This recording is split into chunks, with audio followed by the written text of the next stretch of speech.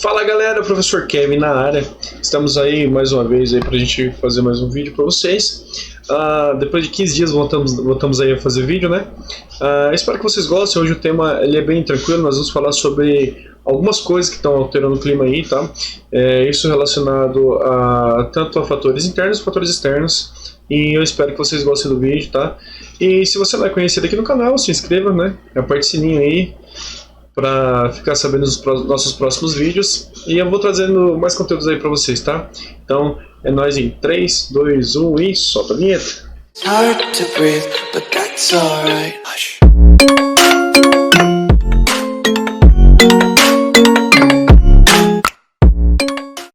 Bom, pessoal, depois da vinheta aí, nós vamos começar com o nosso trabalho. Como eu disse para vocês, nós vamos estar falando sobre alterações climáticas e o que acontece, tanto por causas naturais, também pelas ações humanas, né? Então vamos lá, pessoal. Bom, o que seria a variação do clima?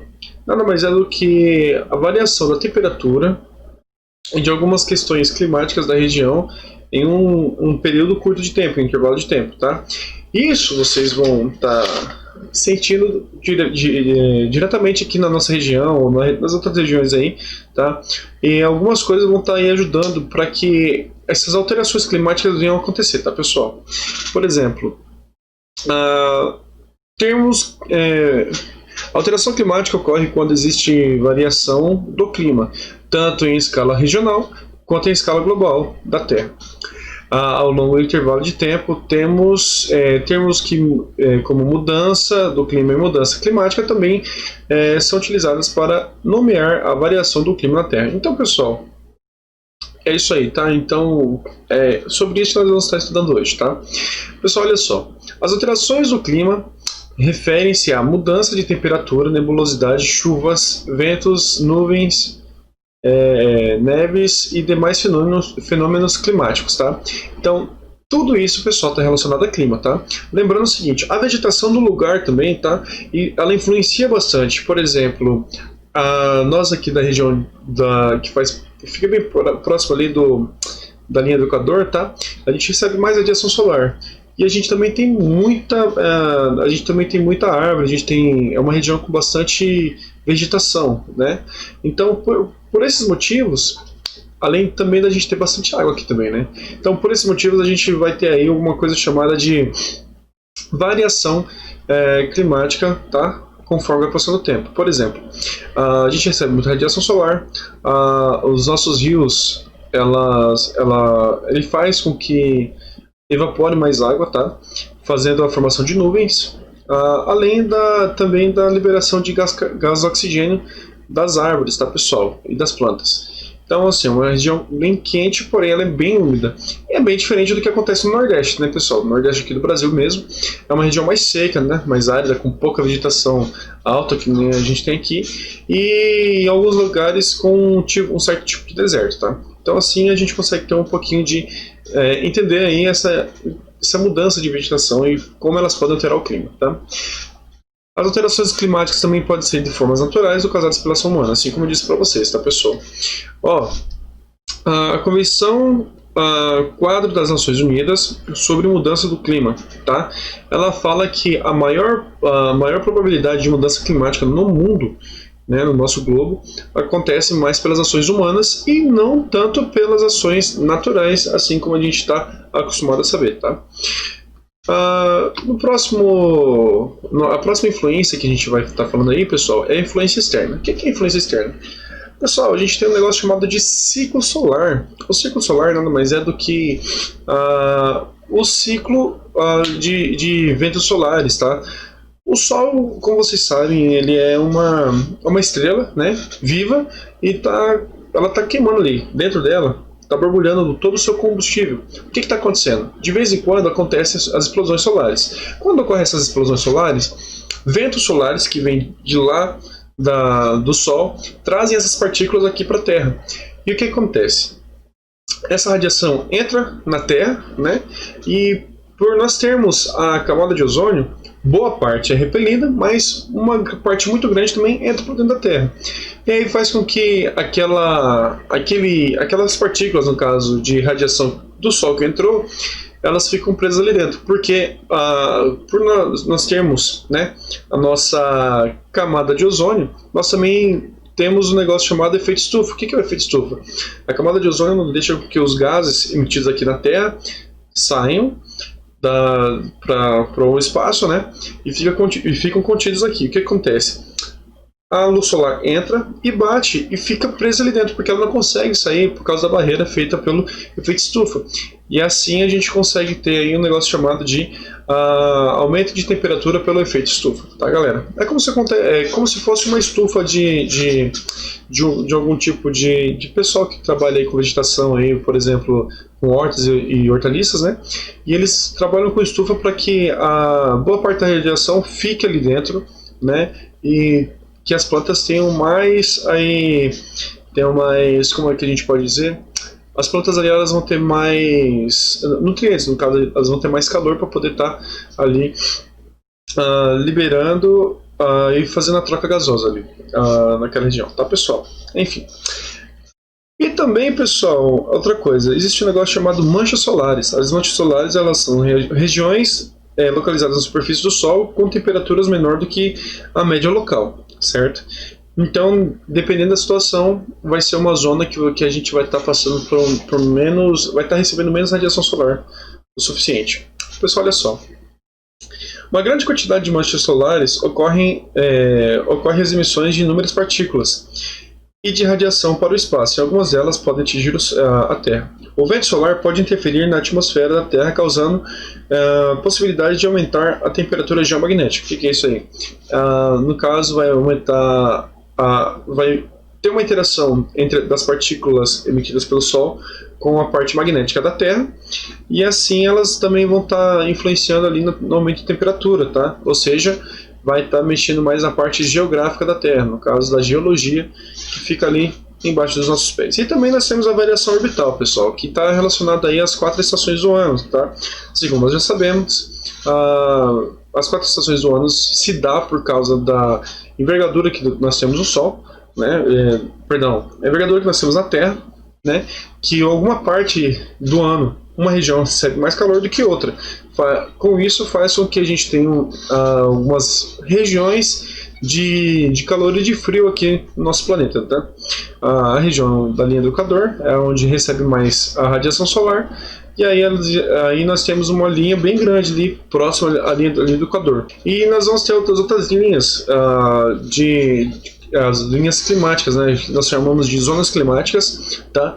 Na Terra, que ficam paralelamente à linha do Equador, tá, pessoal? Enfim. Outra coisa também são os impactos de meteoritos, tá, pessoal? Vai acontecer o seguinte: vai acontecer incêndio na Terra inteira, aumento de emissão de gás carbônico e chuvas ácidas, prejudicando assim a vida da Terra e os ecossistemas marinhos, provocando a extinção em massa de toda a vida que existe na Terra, tá, pessoal? Assim como aconteceu há 65 milhões de anos atrás com a extinção dos nossos queridos ancestrais aí, dinossauros, tá? Nós temos também as alterações climáticas causadas pela influência interna, né? Que isso aí já ocorre, pessoal, já pela deriva dos movimentos das placas tectônicas, né? Quando nós tínhamos as placas tectônicas todas grudadas na mesma região, então a temperatura do globo era praticamente a mesma, né? No caso, onde tinha terra. Porém, conforme foi se mudando, né? Aí as placas tectônicas elas foram se movendo.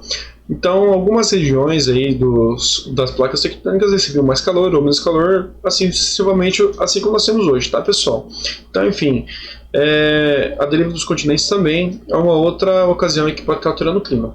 E outros dois bem conhecidos, tá, pessoal? É o El Niño e a Laninha, que nada mais é do que o aumento da temperatura oceânica ou a diminuição da temperatura oceânica. E isso faz com que ocorra o quê? A mudança de temperatura de clima nas regiões aqui do Brasil e no globo por inteiro, tá, pessoal? Esse aumento das águas do oceano ocorre lá no Oceano Pacífico, lá perto do Chile, Equador, aquela região, tá? E o que acontece? Esse fenômeno El Niño e La Niña ocorre do seguinte fator, pessoal. É assim, ó. O El Niño, ele aumenta a temperatura da água superficial do Oceano Pacífico, próximo à linha do Equador, e inibe a formação de nuvens ao nordeste brasileiro e na Indonésia, e intensificam as chuvas na região sul do Brasil. Além disso, com o aquecimento do oceano, ocorre aumento de peixe na costa do norte do Peru, atingindo o auge em dezembro. Por isso, o nome foi dado pelos pescadores peruanos que perceberam o fenômeno na época do Natal, fazendo uma homenagem ao Menino Jesus. Por isso que eles deram o nome de El Niño, tá? Já o fenômeno La Niña acontece o contrário, a diminuição das temperaturas das águas do Pacífico e favorecem a formação de nuvens no Nordeste brasileiro e na Indonésia, inibindo a formação de nuvens no Sul. Tá, pessoal? Então assim nós temos aí a nossa divisão aí de como nós podemos estar alterando o clima com esses dois fenômenos, tá? Pessoal, o vulcanismo também ele pode alterar a temperatura. De que forma? Eles são fonte de poluição natural, porque eles vão estar liberando muitos gases tóxicos, né, para o planeta. E o material ejetado pelo vulcão interfere no clima também, refletindo a luz solar e resfriando a Terra. Os maiores vulcões se encontram próximas às margens das placas tectônicas. Ou seja, ali nas rachaturas das placas tectônicas vocês vão estar encontrando bastante vulcões, tá, pessoal? E a variação na composição da atmosfera também se dá por causa da camada de ozônio, assim como eu disse para vocês antes, né?